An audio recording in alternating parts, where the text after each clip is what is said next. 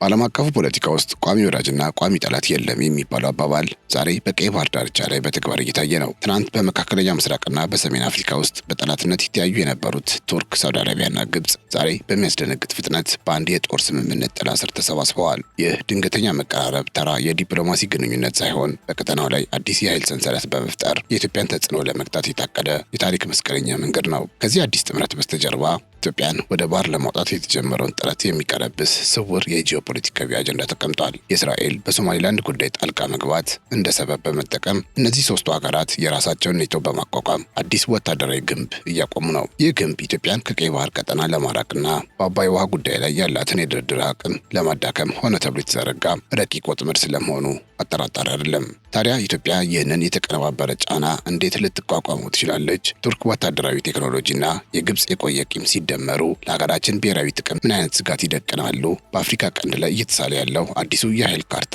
ኢትዮጵያን ወዴት ያደርሳታል የሚለው ጉዳይ የዛሬው አበይት ርዕሰ ጉዳያችን ይሆናል። በቀይ ባህር ላይ የተዘረጋው ስልታዊ ሴራና የኢትዮጵያን ሕልውና የሚወስኑ አንገብጋቢ ጉዳዮችን በጥልቀት እንመረምራለን። አብራችሁ እንድትቆዩ እየጋበዝን ቻናላችንን ሰብስክራይብ፣ ይህን ቪዲዮ ደግሞ ላይክ ማድረግ እንዳይረሱ ስንል በአክብሮት እንጠይቃቸዋለን። ካፍታ ቆይታ በኋላ ተመልሰን እንገናኝ።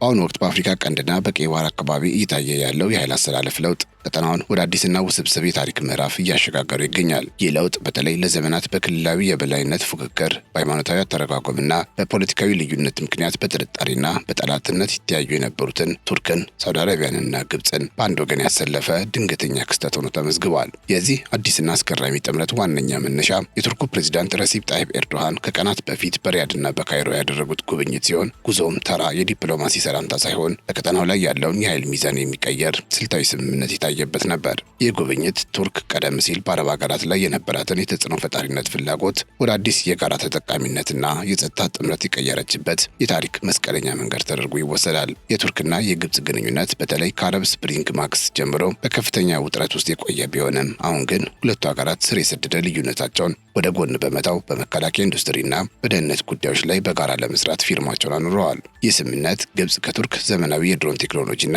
የጦር መሳሪያዎችን እንድታገኝ የሚያስችላት ሲሆን ይህም በምስራቅ አፍሪካ ያለውን ወታደራዊ የኃይል ሚዛን በእጅጉ ሊያዛባው ይችላል። ሳውዲ አረቢያ በዚህ አዲስ ስብስብ ውስጥ የገንዘብና የፖለቲካ ሞተር ሆና እየተሳተፈች ሲሆን ከቱርክ ጋር ያላትን ዓመታዊ የንግድ ልውውጥ ወደ $8 ቢሊዮን ከማሳደግ ባለፈ በቀይ ባህር ደህንነት ዙሪያ ከአንካራ ጋር ስትራቴጂካዊ ግንኙነት መስርታለች። ሳውዲ ይህንን እርምጃ የወሰደችው በቀጠናው እያደገ የመጣውን የሌሎች ኃይሎች ተጽዕኖ ለመግታትና የራሷን የባህር ዳርቻ ደህንነት አስተማማኝ ለማድረግ በማሰብ እንደሆነ ይነገራል። ለእነዚህ ድንገተኛ የሶስቱ ሀገራት ፍቅርና ጥምረት ዋነኛ መነሻ ምክንያት ኢትዮጵያ ከሶማሊላንድ ጋር ያደረገችው የመግባቢያ ስምምነትና እስራኤል ለሶማሊላንድ የሰጠችው እውቅና እንደሆነ ይታመናል። ሶስቱም ሀገራት ይህንን ስምምነት እንደ ስጋት የተመለከቱት ሲሆን የሶማሊያን የግዛት አንድነት ለማስከበር በሚል ሽፋን የኢትዮጵያን ወደ ባህር የመውጣት ፍላጎት ለመግታት በጋራ መነሳታቸውን ያሳያል። ቱርክ በሶማሊያ ውስጥ ያላትን ግዙፍ ወታደራዊ ማሰልጠኛና ኢኮኖሚያዊ ኢንቨስትመንት ለመጠበቅ ስትል የኢትዮጵያና የሶማሊላንድ ግንኙነት እንዲከሽፍ ከፍተኛ ፍላጎት አላት። ቱርክ በቅርቡ በሶማሊያ ግዛት ውስጥ በባህር ላይ የነዳጅ ቁፋሮ ለማካሄድ ያደረገችው ስምምነት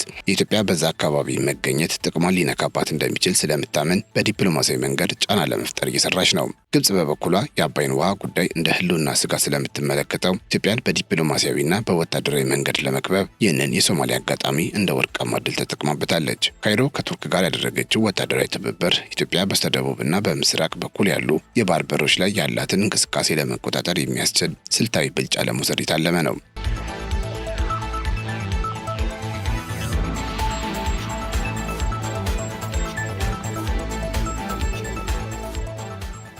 ሌላኛው ነጥብ ግን እነዚህ ሀገራት የእስልምና ሀገራት ኔቶ የመሰለ ወታደራዊ ጥምረት ለመመስረት እያሰቡ መሆኑ ነው። ይህ ዕቅድ ፓኪስታንን የመሰሉ የኒውክሌር ኃይል ያላቸውን ሀገራት ጭምር በማካተት በአንድ አባል ላይ የሚሰነዘር ጥቃት በሁሉም ላይ እንደተሰነዘረ የሚቆጠርበትን የጋራ መከላከያ ስምምነት ተግባራዊ ለማድረግ ያለመ ነው። ሶማሊያ በዚህ አዲስ ወታደራዊ ጥምረት ውስጥ እንደ ግንባር ቀደም ተጠቃሚና አባል እንድትካተት ሰፊ እንቅስቃሴ የተደረገ ሲሆን ይህ ደግሞ ኢትዮጵያ ከሶማሊላንድ ጋር ያላትን ስምምነት ወደ መሬት ለማውረድ በሚኖራት ሂደት ላይ ቀጥተኛ እንቅፋት ሊሆንባት ይችላል። ይህ ጥምረት ሶማሊያን እንደ ግንብ በመጠቀም የኢትዮጵያን የባህር በር ጥያቄ ለማምከን የተዘረጋ የጂኦፖለቲካዊ ወጥመድ ተደርጎ ሊወሰድ ይችላል። አሁን በቀይ ባህር አካባቢ ያለው ውጥረት ከቀጠናው ሀገራት ተዋናያን አልፎ ዓለም አቀፍ መልክ የያዘ ሲሆን ዓለም አቀፍ የኢኮኖሚ ምዘና ተቋማት ቀጠናው ወደ ለየለት ግጭት ሊያመራ እንደሚችል እያሳሰቡ ነው። ይህ አለመረጋጋት የዓለምን የንግድ እንቅስቃሴ ከማስተጓጎል ባለፈ እንደ ኢትዮጵያ ባሉ በማደግ ላይ ባሉ ሀገራት ላይ የኢኮኖሚ ጫናና የዋጋ ግሽበት ሊያስከትል እንደሚችል ይገመታል። ቻይናም በዚህ ቀጠና ላይ ያላትን ተጽዕኖ ለማስከበር በጅቡቲና በኬንያ ወደቦች ላይ ግዙፍ መሰረተ ልማቶችን እየገነባች ሲሆን ይህ የቤጂንግ እንቅስቃሴ ከአዲሱ የሶስቱ ሀገራት ጥምረት ጋር የሚፈጥረው መስተጋብር ለኢትዮጵያ ተጨማሪ ስጋት ሊሆን ይችላል። ኢትዮጵያ በታላላቅ ኃይሎች መካከል የሚደረገው የጥቅም ሽኩቻ መድረክ እንድትሆን በዲፕሎማሲ ትፈልጋለች። ኢትዮጵያ በዚህ ሁሉ የሴራ ድር ውስጥ ብሔራዊ ጥቅሟን ለማስጠበቅ በመጀመሪያ ደረጃ የውጭ ጉዳይ ፖሊሲዋን ወቅታዊ ሁኔታዎችን ባገናዘበ መልኩ መቃኘት ይኖርባታል። አገሪቱ ከባህር በር ጥያቄዋ ጎን ለጎን በዙሪያ የሚሸረቡትን ስምምነቶች የሚመጠን ተመጣጣኝ የዲፕሎማሲያዊና የደህንነት ስልት መቀየስ የግድ ይላታል። ምሁራን እንደሚጠቁሙት ኢትዮጵያ በቀጠናው ያላትን ተሰሚነትና ኃይል ለማስጠበቅ ቀዳሚው ስራ የውስጥ አንድነትን ማጠናከርና ብሔራዊ መግባባትን መፍጠር ነው። የውስጥ አለመረጋጋት ባለበት ሁኔታ የውጭ ኃይሎች የሚሰነዝሩትን የተቀናጀ ጫና መቋቋምና ብሔራዊ ጥቅምን ማስከበር እጅግ ፈታኝ እንደሚሆን የታወቀ ነው። ከጎረቤት ሀገራት ጋር ያለው ግንኙነትም በአዲስ መነጽር መታየት ያለበት ሲሆን በተለይ ጅቡቲ በዚህ አዲስ ኃይል አስተላለፍ ውስጥ የሚኖራት አቋም ለኢትዮጵያ ወሳኝ ነው። የኢትዮጵያ ዲፕሎማሲ ጅቡቲን ከአዲሱ ጥምረት ተጽዕኖ ነፃ ለማድረግና ከኢትዮጵያ ጋር ያላትን ስልታዊ ትብብር እንድታጠናክር ጠንካራ ስራ መስራት ይኖርባታል። እስራኤል በቀጠናው ያላት ስውርና ግልጽ ሚናም ለኢትዮጵያ ትኩረት የሚሻ ጉዳይ ነው። እስራኤል ለሶማሊላንድ እውቅና መስጠቷ ከአረብ ሀገራት ጋር ያላትን ፍጥጫ ያባባሰው ቢሆንም ይህ ሁኔታ ለኢትዮጵያ አዳዲስ የደህንነትና የቴክኖሎጂ አጋሮችን ለማግኘት የሚረዳ ስልታዊ አጋጣሚ ሊፈጥርላት ይችላል። ይሁን እንጂ የቱርክና የግብጽ ወታደራዊ ትብብር እያደገ መምጣቱ ኢትዮጵያ በቀጠናው ያላትን ወታደራዊ ሚዛን ጥያቄ ውስጥ ሊጥለው ስለሚችል አገሪቱ የመከላከያ አቅሟን ማዘመንና ራሷን ለተለያዩ አማራጭ አደጋዎች ማዘጋጀት ይኖርባታል። ቱርክ ያላት የላቀ የጦር መሳሪያ ቴክኖሎጂ ለግብጽ መድረሱ በቀጠናው አዲስ ወታደራዊ ውድድር ሊያስነሳ ይችላል። የቀይ ባህር ቀጠና አሁን ላይ በውጥረት ሙላቱ ኢትዮጵያ ወደ ባህር ለመድረስ ለምታደርገው ጥረት ተጨማሪ እንቅፋት ቢሆንም ሁኔታው ግን የኢትዮጵያን አስፈላጊነት ለዓለም አቀፉ ማህበረሰብ ለማስረዳት አጋጣሚ ይሆናል። የሁቲ አማጽያንን እንቅስቃሴ በቀጠናው ላይ የሚያሳድረው ጫና ኢትዮጵያን እንደ አማራጭ የሰላም ኃይል እንድትታይ ሊያደርጋት ይችላል። ከዚህ ባሻገር ኢትዮጵያ ከፖለቲካዊ እንቅስቃሴዎች ባለፈ የኢኮኖሚ አማራጮቿን ማብዛትና በአንድ መስመር ላይ ብቻ ጥገኛ መሆኗን መቀነስ ይኖርባታል። የባህር በር ጥያቄዋን ከልማትና ከቀጠናዊ ትስስር ጋር በማያያዝ የሌሎች ሀገራትን ጥቅም በማይነካ መልኩ የጋራ ተጠቃሚነትን የሚያረጋግጥ ፕሮጀክት ሆኖ እንዲቀርብ ማድረግ ብልህነት ነው።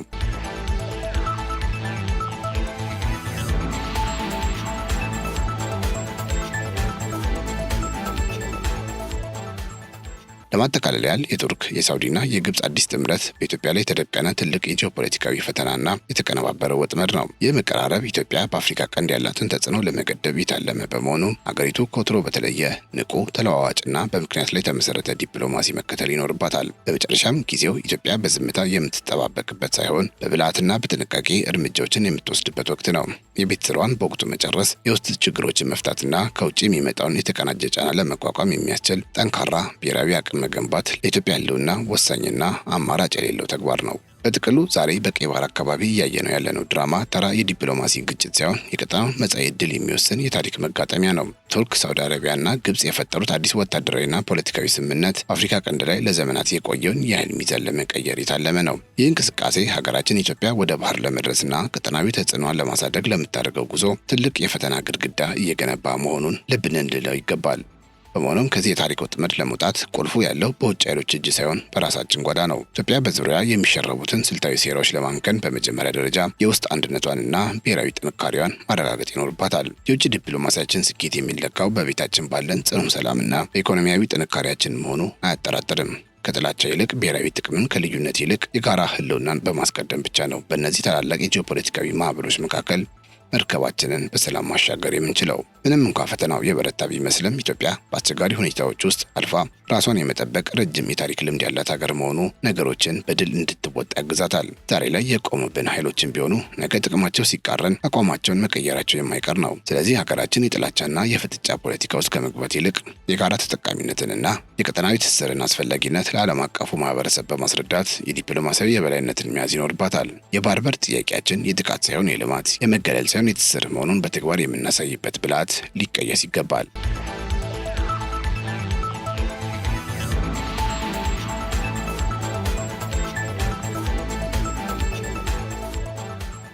የተከበራችሁ የገበያ ሚዲያ ቤተሰቦቻችን በመጨረሻም ይህ አዲስ የቀይ ባህር ፖለቲካዊ ርዕደት ለእናንተ ምን አይነት ትርጉም አለው? ኢትዮጵያስ ከእነዚህ 3 ሀገራት ጥምረት በስተጀርባ የተደቀነባትን ፈተና ለመወጣት ምን አይነት እርምጃዎችን መውሰድ አለባት ብላችሁ ታስባላችሁ? ሀሳብና አስተያየታችሁን በኮሜንት መስጫው ላይ እንድታጋሩን እንጋብዛለን። በዛሬው ልዩ ጥንቅራችን ስለ ቀይ ባህር አዲሱ ሴራና ስለ ኢትዮጵያ ህልውና የነበረን ቆይታ ይህንን ይመስል ነበር። አብራችሁን ስለነበራችሁ እጅግ እናመሰግናለን። ቻናላችንን ሰብስክራይብ፣ ቪዲዮ ደግሞ ላይክ ማድረጋችሁ እንዳትረሱ ስንል አክብሮት እንጠይቃችኋለን። በያላችሁበት ሰላም